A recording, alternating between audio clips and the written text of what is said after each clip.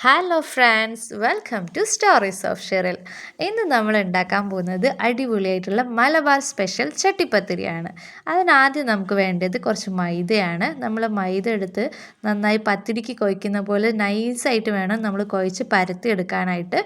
ഇപ്പം നമ്മൾ ഇതേപോലെ നൈസായിട്ട് പരത്തിയെടുത്തിട്ടുണ്ട്. ഇനി നമുക്ക് ജസ്റ്റ് ഒന്ന് വേവിച്ചെടുക്കാം. കാരണം ഇത് നമുക്ക് പൊട്ടിപ്പോവാതിരിക്കാൻ വേണ്ടിയിട്ട് നമുക്ക് ജസ്റ്റ് ഒന്ന് മറിച്ചെടുത്തെടുക്കാം.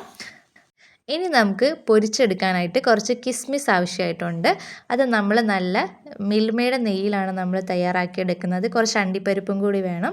അപ്പം നമ്മൾ നെയ്യ് എടുത്തിട്ടുണ്ട്. നെയ്യ് നമുക്കൊരു പാത്രം ചൂടാക്കിയതിന് ശേഷം മിൽമയുടെ നെയ്യ് നമുക്ക് ഒഴിച്ചു കൊടുക്കാം. നല്ലൊരു ടേസ്റ്റ് ഉണ്ടാവും. അപ്പം നമ്മൾ എന്ത് ചെയ്യുക, അതിലേക്ക് നമ്മുടെ അണ്ടിപ്പരിപ്പ് ഇട്ട് കൊടുത്തിട്ടുണ്ട്. അത് നന്നായിട്ടൊന്ന് ഇളക്കിയെടുക്കുക. കരിഞ്ഞു പോകാതിന് മുമ്പ് തന്നെ നമ്മൾ കോരിയെടുക്കണം. അതേപോലെ മുന്തിരിയും ഇതേപോലെ നമ്മൾ നെയ്യിൽ വറുത്തെടുക്കാം. എന്നിട്ട് നമ്മൾ കരിഞ്ഞു പോകുന്നതിൻ്റെ മുമ്പ് തന്നെ നമ്മൾ കോരിയെടുക്കണം.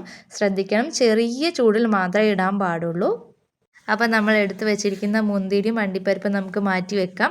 ഇനി നമുക്ക് വേണ്ടത് കോഴിമുട്ടയാണ്. നമ്മളൊരു 15 കോഴിമുട്ട എടുക്കുന്നുണ്ട്.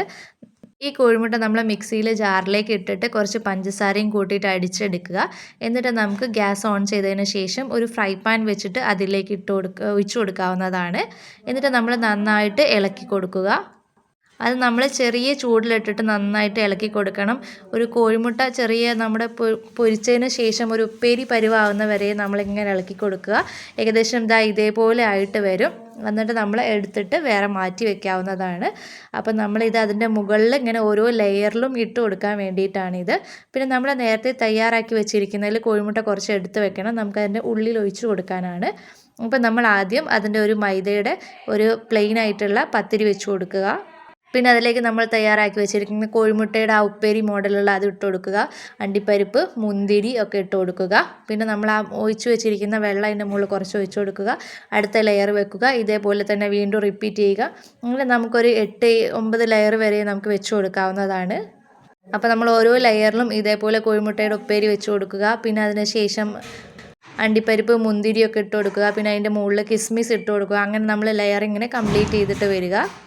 ഓരോ ലെയറിലും നമ്മൾ ഇതൊക്കെ ആവർത്തിക്കണം. എങ്കിൽ മാത്രമേ നമ്മൾ കട്ട് ചെയ്യുന്ന സമയത്ത് നല്ല ടേസ്റ്റി ആയിട്ട് കിട്ടുകയുള്ളൂ. നമുക്ക് എല്ലാ ലെയറിലും ഇതേപോലെ നമുക്ക് കിസ്മിസ്, അണ്ടിപ്പരിപ്പ്, അതേപോലെ നമ്മുടെ കസ്കസ് എന്നിവ നമുക്ക് ഓരോ ലെയറിലും ഇട്ട് കൊടുക്കാം.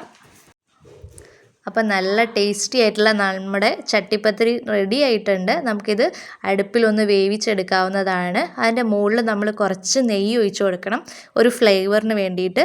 അപ്പോൾ നമ്മൾ മിൽമയുടെ നെയ്യ് തന്നെയാണ് ഈ ചൂസ് ചെയ്യുന്നത്. അപ്പോൾ നന്നായിട്ട് അതിൻ്റെ മുകളിൽ ഇങ്ങനെ ഒഴിച്ചു കൊടുക്കുക.